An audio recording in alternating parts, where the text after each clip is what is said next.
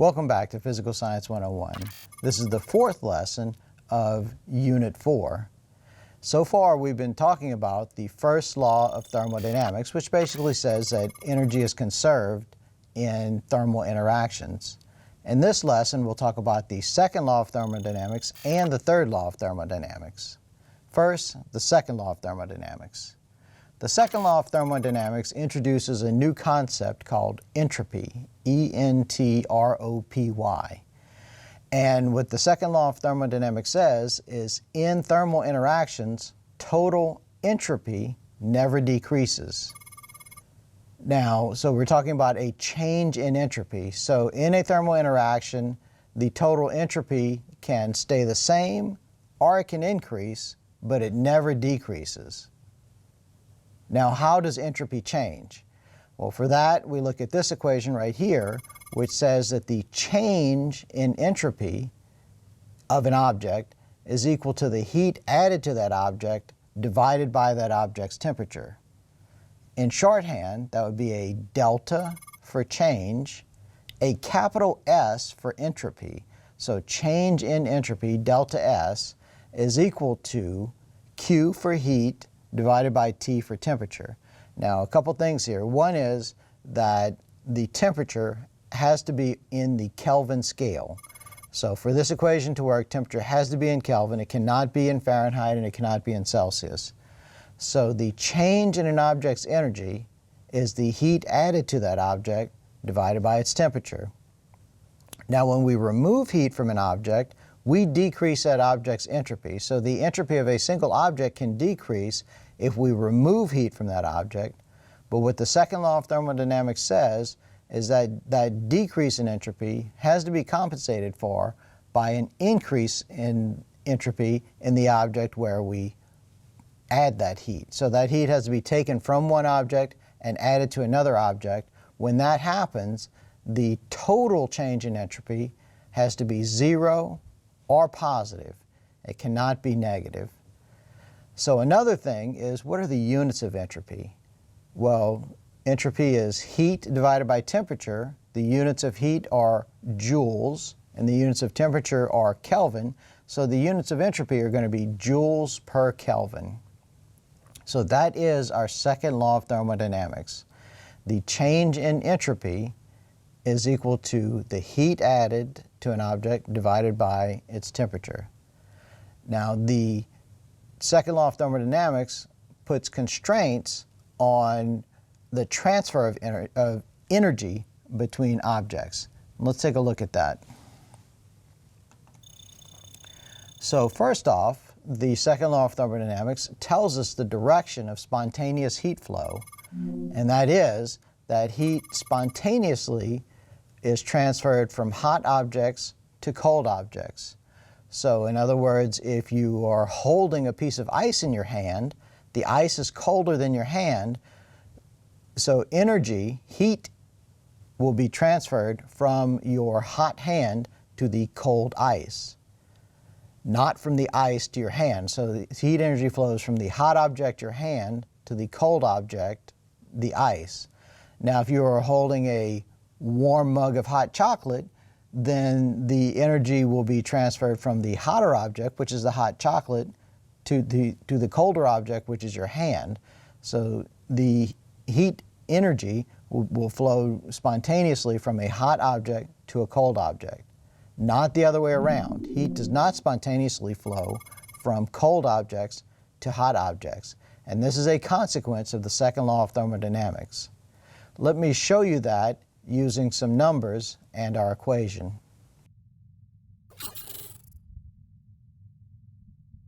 Okay, let's say we have a hot object, and we're going to make that hot object 100 Kelvin, and our cold object, we'll make that 10 Kelvin. So our hot object is 100 Kelvin, our colder object is 10 Kelvin, and we're going to transfer 100 joules of heat, 100 joules of heat from the hot object to the cold object. So in this case, the change in entropy in the hot object would be minus 100 joules divided by the temperature of 100 Kelvin. So the change in entropy is the heat, which for the hot object is minus 100 joules divided by its temperature of 100 Kelvin. So that would be a change in entropy of minus 1 joule per Kelvin. So the hot object decreases in entropy when this happens. But let's take a look at the cold object. For the cold object, the change in entropy is positive 100 joules, because 100 joules is being added to the cold object divided by its temperature of 10 Kelvin. So that gives us an increase of 10 joules per Kelvin. And so in total, the change in entropy would be minus 1 joule per Kelvin plus 10 joules per Kelvin, which is a positive 9 joules per Kelvin. So in this case, as the thermal energy flows from the hot object to the cold object, we have a change in entropy that is positive, positive 9 joules per Kelvin.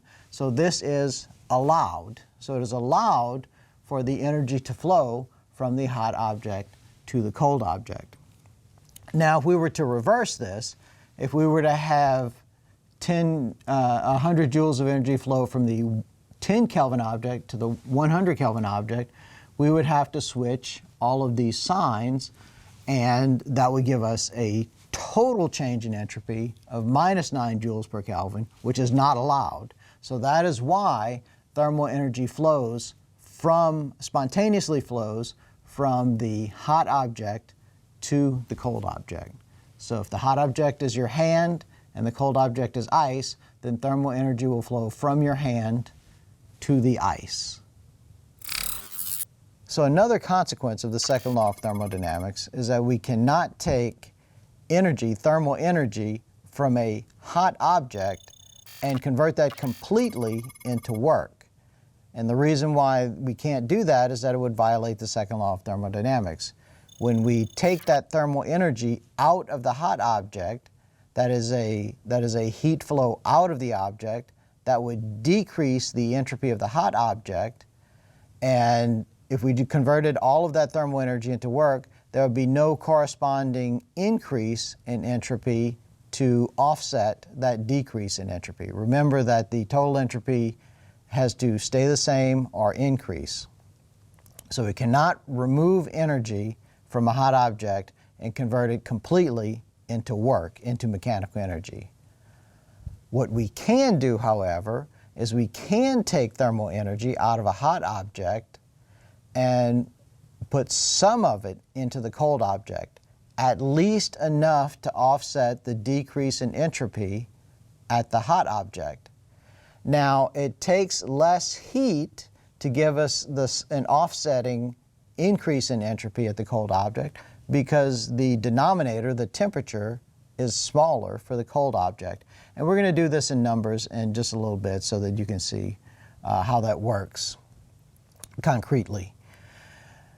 So what this means is that we can remove thermal energy from a hot object, exhaust some energy into a cold object, and still have energy left over to do work, to turn into mechanical energy. Now this is how this situation is called a heat engine. And heat engines are very important to us in our everyday life. The engine in your car is a heat engine. It takes energy from the hot gases of combustion and turns some of that energy into work, into mechanical energy to move your car. But it has to exhaust some of that energy into the cooler atmosphere. So you have to have a temperature difference between the hot combustion gases and the cooler atmosphere where some of that thermal energy is deposited. This is also how some electric generators work. You have hot gases from combustion, and you use that to drive a motor, which can generate electricity, for example. So heat engines are very important to our everyday life. Now let me show you how this works with the second law of thermodynamics.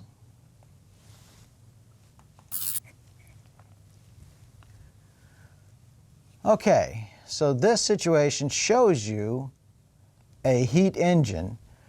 We have three objects interacting here. We have hot water at 100 degrees Celsius, which is 373 degrees Kelvin, and we have air, which is at 20 degrees Celsius, or 283 degrees Kelvin, and in between we have a heat engine.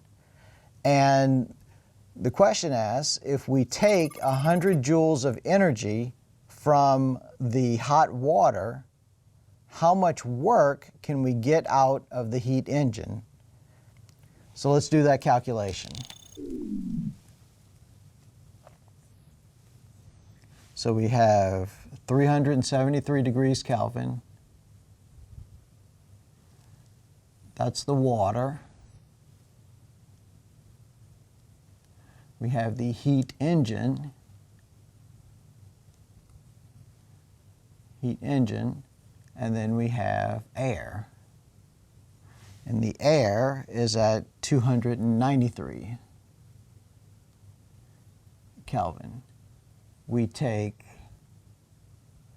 100 joules of energy from the water, convert some of it into work, and we put some heat, which we mark as QC, into the air. And the question is, how much work can we get out of that? Well, let's look at our second law of thermodynamics. The change in entropy is heat over temperature, and for the water, that change in entropy would be minus 100 joules divided by 373 Kelvin. And over here, in the air, the change in entropy is however much heat we put into the air divided by the temperature of the air, which is 293 Kelvin. So the change in entropy here is minus 100 over 373, minus 100 divided by 373. So we have a decrease in entropy of negative 0.268 joules per Kelvin. So the decrease in entropy as the heat leaves the water is negative 0.268 joules per Kelvin. The increase in entropy over here has to be at least that much. Okay, so because the total change in entropy has to be 0 or positive, so the increase in entropy over here has to be at least positive to 0.268 joules per Kelvin. That has to be QC over 293 Kelvin. So if I multiply both sides by 293 Kelvin, I get 293 Kelvin times 0.268 joules per Kelvin. That has to be my QC. So 293 times 0.268. That has to be 78.5.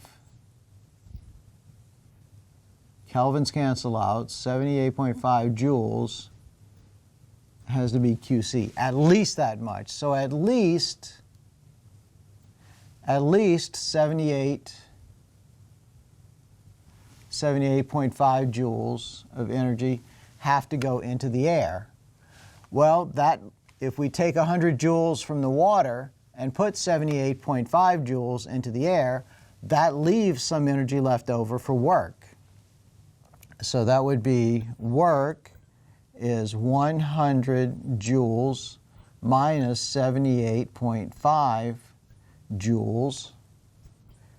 So that means that we can get 100 minus 78.5, we can get 21.5 joules of work.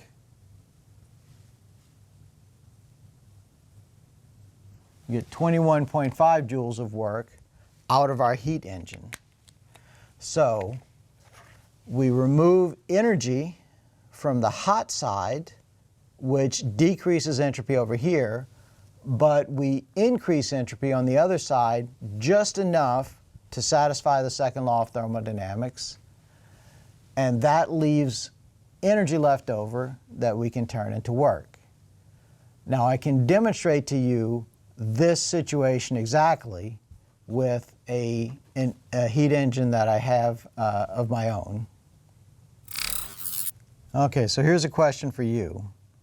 A heat engine is designed to A, move thermal energy from a cool source to a warmer location, B, move thermal energy from a warm source to a cooler location, C, convert mechanical energy into thermal energy, or D, convert thermal energy into mechanical energy. So think about it, definitely come down on an answer, pause and consider it, and then when you have an answer, start up again.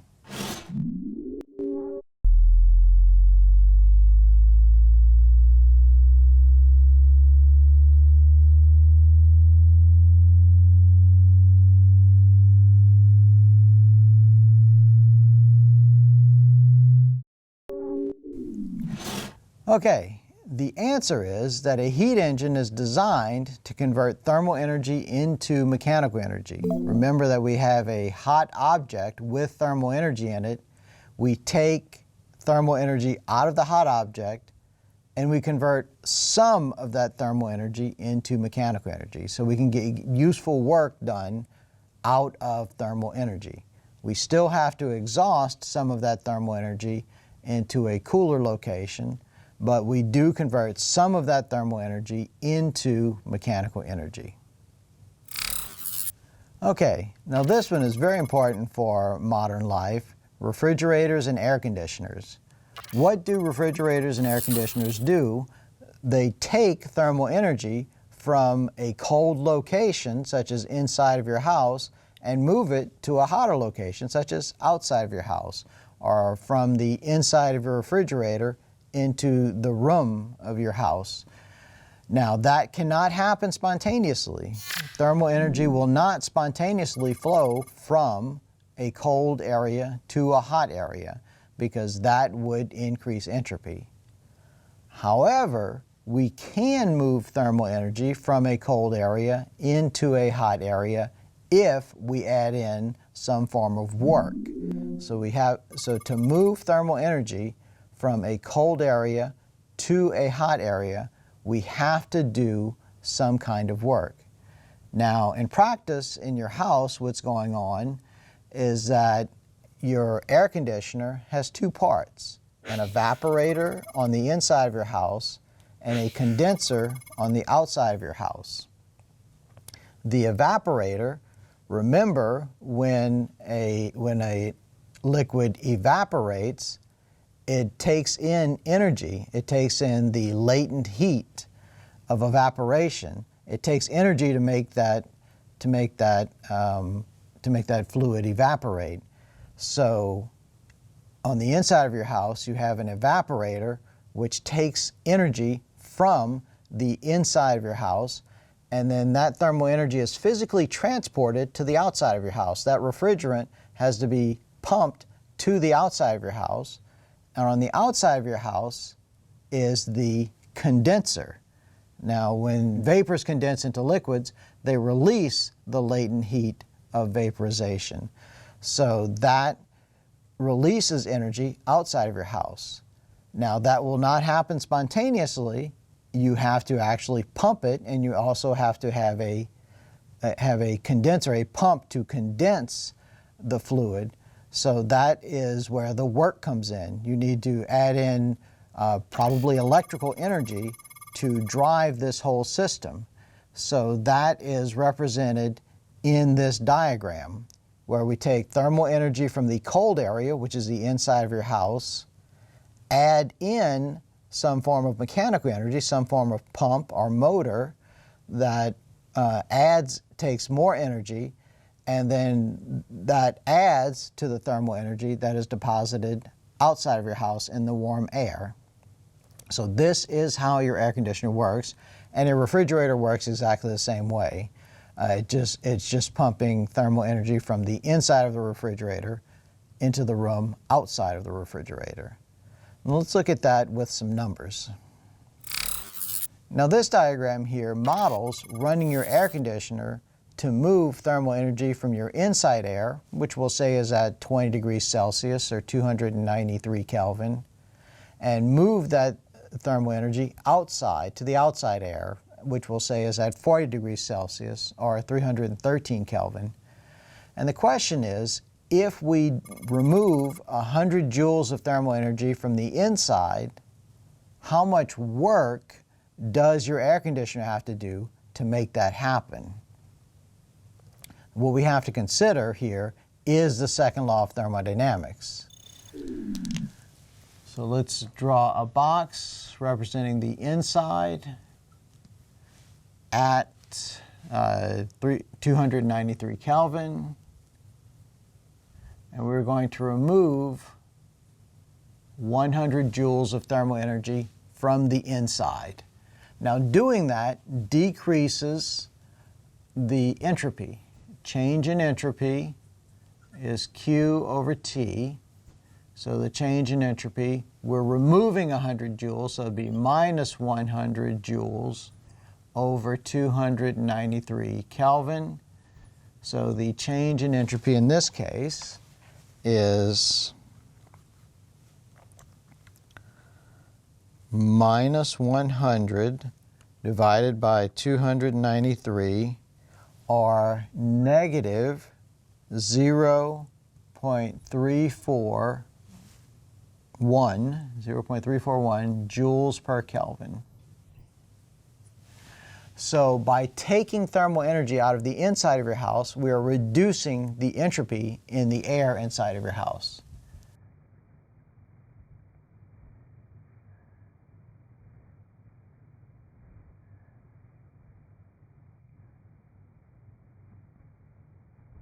Okay, now when we move that thermal energy outside, that will increase the entropy outside. And the outside we said was at 313 Kelvin.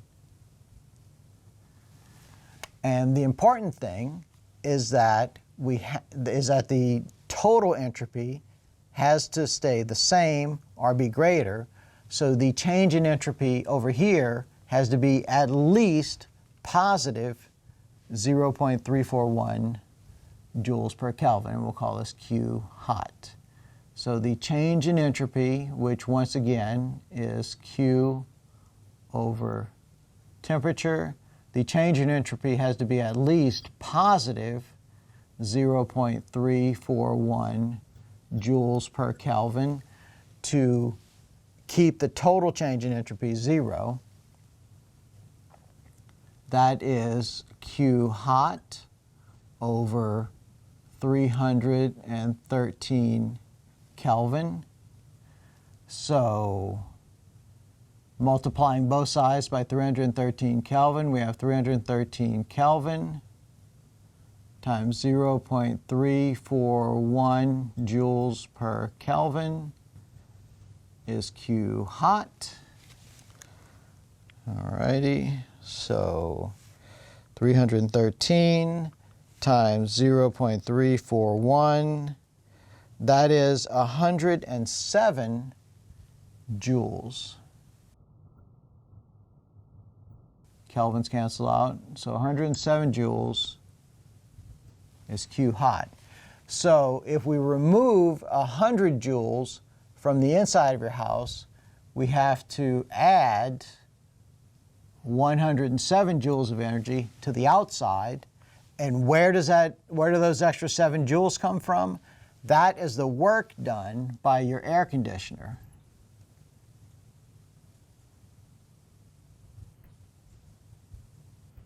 So at least 7 joules of work have to come from your air conditioner, which usually will come from the electric company, which you'll have to pay for. So in order to move 100 joules of energy from the inside to the outside, we have to add at least 7 joules of work from your air conditioner. So that is why you have to pay to run your air conditioner. That's why it costs to cool your house, because that thermal energy will not naturally flow from the inside of your house to the outside. That is not natural. It takes work to do that, work that you have to pay for. Okay, so a quick question for you.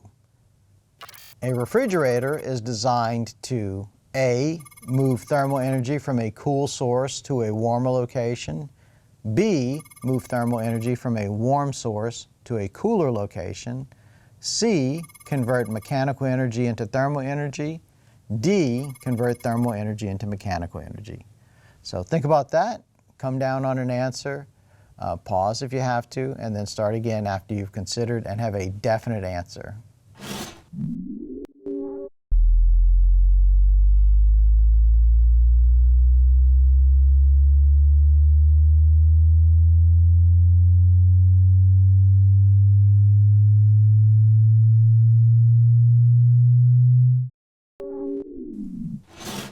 The correct answer here is A. A refrigerator is designed to move thermal energy from a cool source to a warmer location.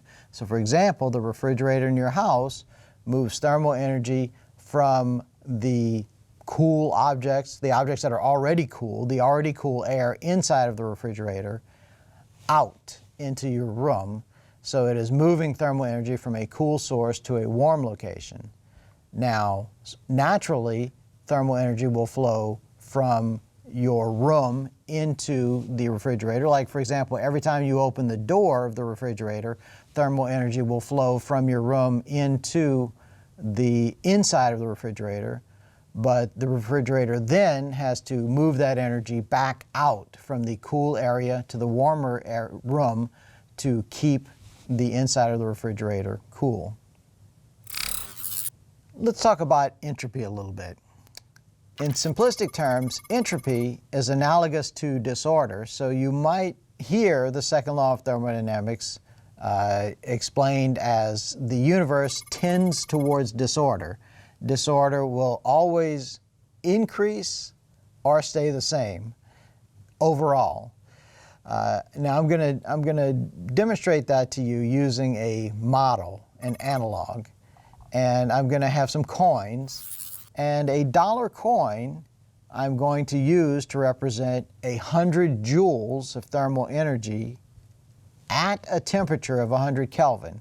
So a $1 coin is both 100 joules of thermal energy and that energy being at a temperature of 100 Kelvin.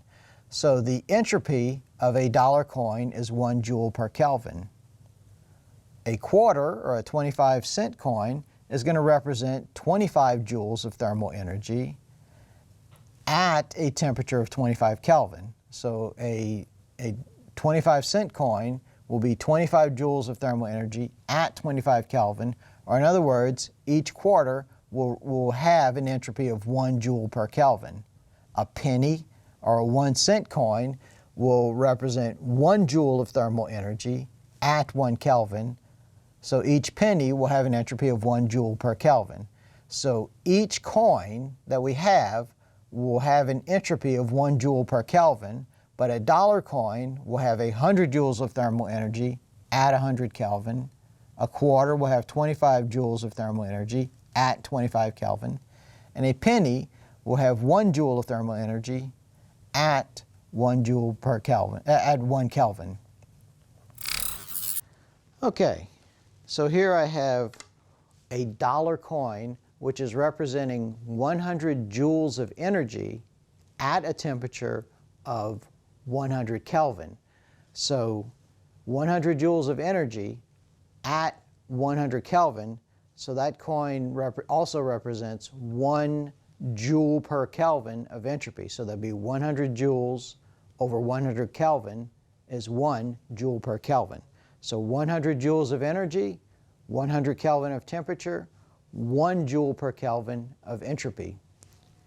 Now let me take a penny. That penny represents 1 joule of energy at a temperature of 1 Kelvin. So 1 joule of energy at 1 Kelvin, or 1 joule of energy divided by 1 Kelvin, that would be also 1 joule per Kelvin of entropy. So both of these coins represent 1 joule per Kelvin of entropy, but the dollar coin represents more energy, represents 100 joules of energy. So if I wanted to have the same amount of energy at 100 Kelvin as at 1 Kelvin, I would actually have to have 100 pennies. So if I have 100 joules of energy at 100 Kelvin, that is 1 joule per Kelvin of entropy. But if I have 100 joules of energy at 1 Kelvin, that is 100 joules per Kelvin of entropy. So this dollar coin has less entropy than 100 pennies. So which is more disorderly? 100 joules of energy at 100 Kelvin or 100 joules of energy at 1 Kelvin? Obviously this is much more disorderly than this. So that 100 joules of entropy represents a lot of disorder. Okay, so let's talk about our energy transfers. Let's start with 100 joules of energy in an object at 100 Kelvin. And we want to transfer those 100 joules of energy to an object at 25 Kelvin. Well, we simply take that energy, that 100 joules of energy at 100 Kelvin, and we transfer it to the object at 25 Kelvin. So we still have 100 joules of energy. So that's 100 joules of energy. So we have conserved energy. So our energy, none of our energy has been lost. So that satisfies our first law of thermodynamics.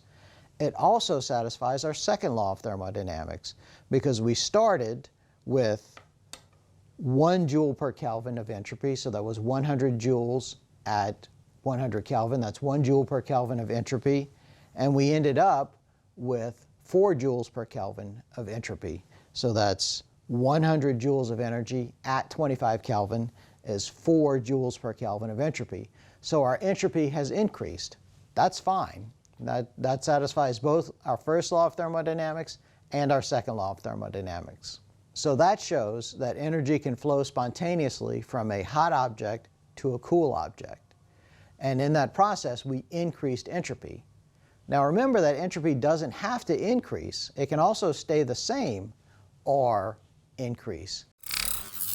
Okay, so that showed that we can transfer 100 joules of energy from 100 Kelvin to a 25 Kelvin object, satisfying both our first law of thermodynamics and our second law of thermodynamics because the entropy increased.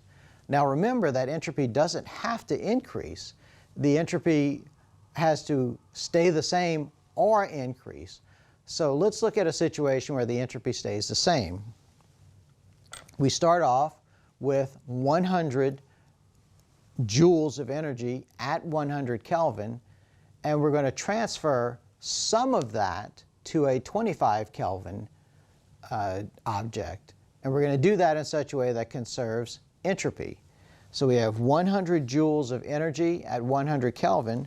We can take that away, and we can transfer 25 joules of energy to the 25 Kelvin object. So we started with 100 joules of energy at 100 Kelvin, or 1 joule per Kelvin of entropy.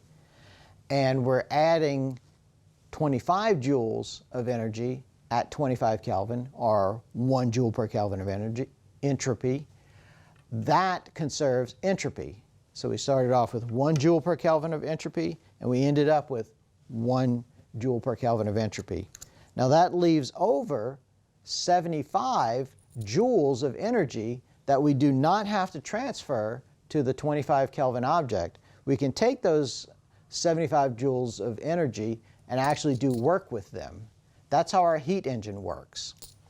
We start off with 100 joules of energy at 100 Kelvin, or 1 joule per Kelvin of entropy. We transfer 25 of that to our 25 Kelvin object, and so we have, once again, 1 joule per Kelvin of entropy, so we have conserved entropy.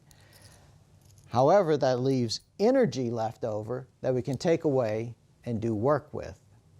So that is how our heat engine works. We conserve entropy when we do the transfer of energy from hot to cold, but that leaves over some energy that we can use to do work. Okay, let's talk about refrigerators. Here I have 100 joules of energy at 25 Kelvin.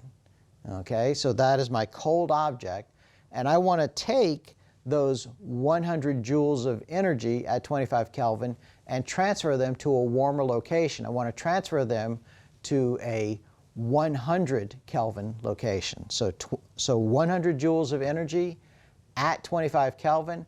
I want to transfer those 100 joules of energy to a 100 Kelvin location. So I take these 4 coins and I replace them with our 100 joules of energy at 100 Kelvin.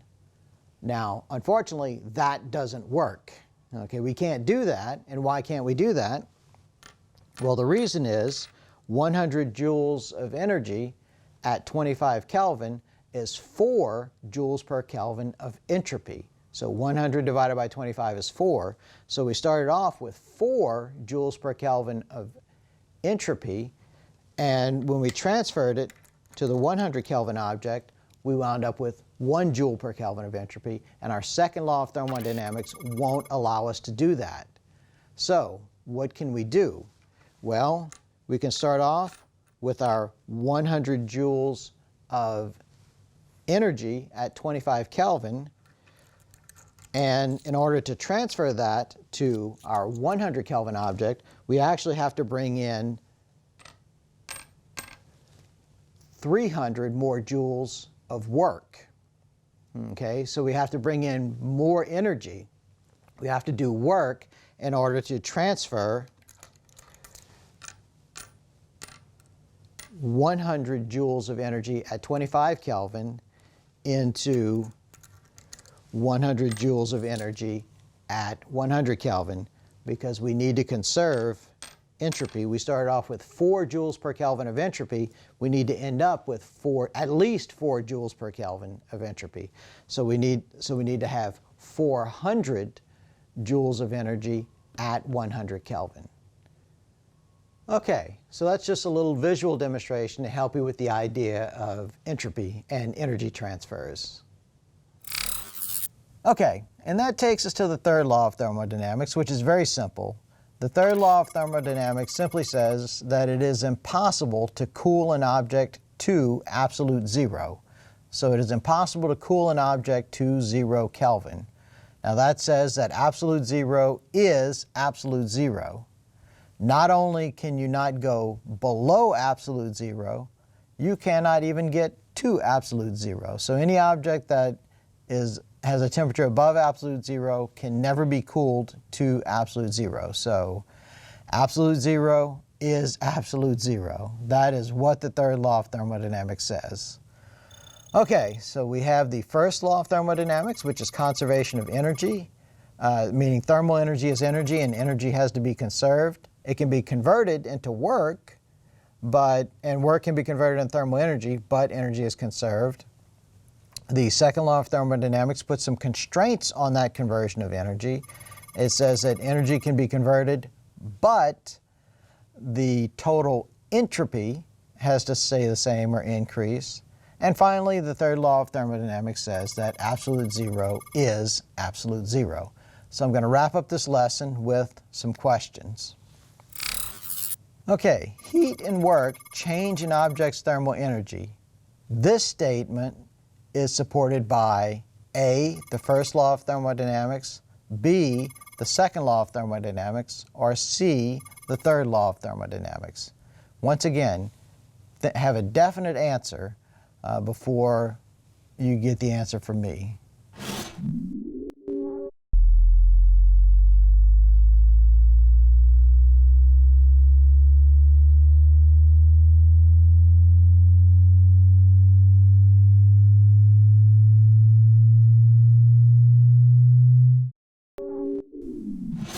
The answer is that this is the first law of thermodynamics. The change in an object's thermal energy is equal to the heat put into that object plus the work done on that object. So heat and work change in object's thermal energy. That is the first law of thermodynamics.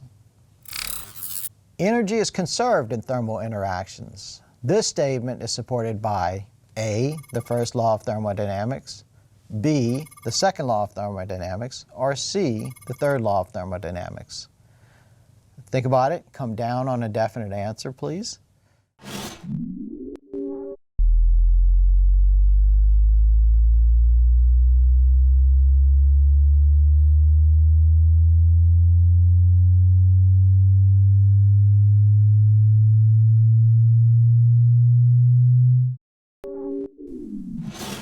The answer is that this is also the first law of thermodynamics.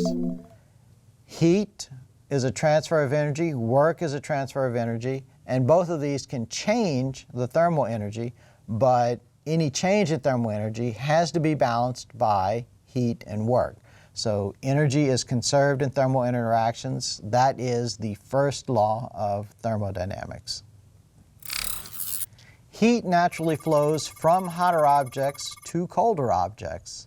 This statement is supported by the A, first law of thermodynamics, B, second law of thermodynamics, or C, third law of thermodynamics. What is your answer?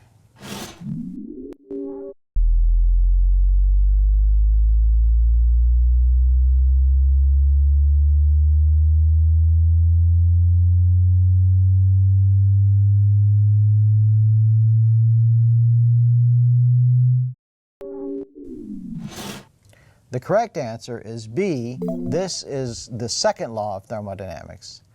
Heat naturally flows from hotter objects to colder objects because that is the direction in which we have an increase in entropy. If heat flowed the other way, then that would be a decrease in entropy, which would violate the second law of thermodynamics. So heat naturally flows from hotter objects to colder objects to satisfy the second law of thermodynamics. It takes work to move thermal energy from a colder object to a hotter object. This statement is supported by the A, first law of thermodynamics, B, second law of thermodynamics, C, third law of thermodynamics. Consider it and come down on a definite answer, please.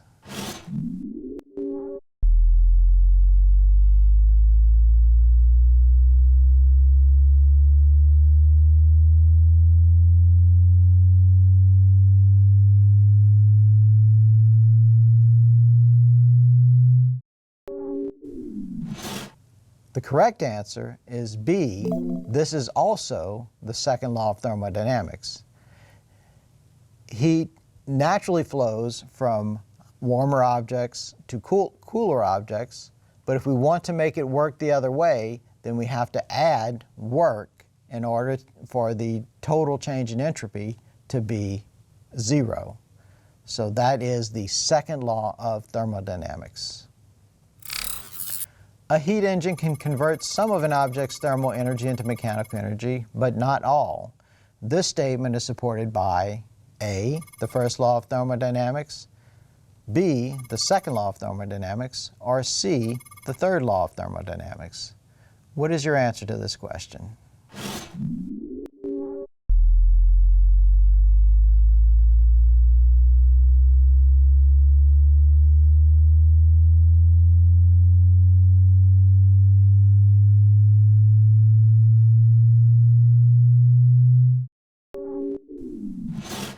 The correct answer is B. This is also the second law of thermodynamics. We can take thermal energy out of a hot object or a hot gas, and we can convert that into mechanical energy, as in your car, but we cannot convert all of that energy into, all of that thermal energy into mechanical energy. Some of that thermal energy has to be exhausted into a cooler location. In other words, for your car, that would be exhausting some of that thermal energy out of the tailpipe into the cool atmosphere around your engine. So that is the second law of thermodynamics. A heat engine must have access to a cool environment to do work. This statement is supported by A, the first law of thermodynamics, B, the second law of thermodynamics, C, the third law of thermodynamics. Pause and consider and come down on a definite answer, please.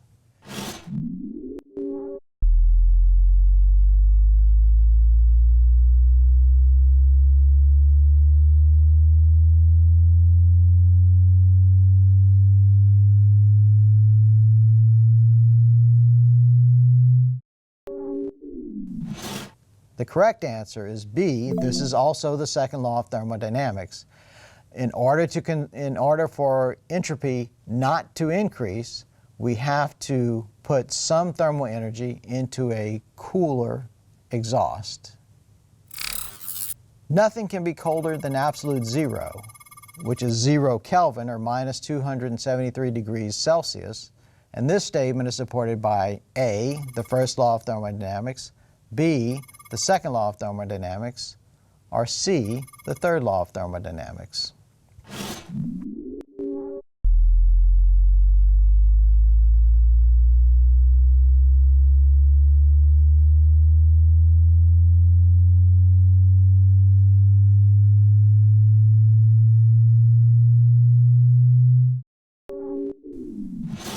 The correct answer is C. This is the third law of thermodynamics. It says that absolute zero is absolute zero. Nothing can be colder than absolute zero. And in fact, nothing that starts above absolute zero can be cooled down to absolute zero. Okay, that is the end of Unit 4, Heat and Thermal Interactions. We've touched on some things that are very, very important for our modern life, such as refrigerators and heat engines. In the next unit, we're going to talk about electricity. So Unit 5 is going to be on electricity, which is also very, very important for our modern life. So that'll be next lesson. Until then, think science.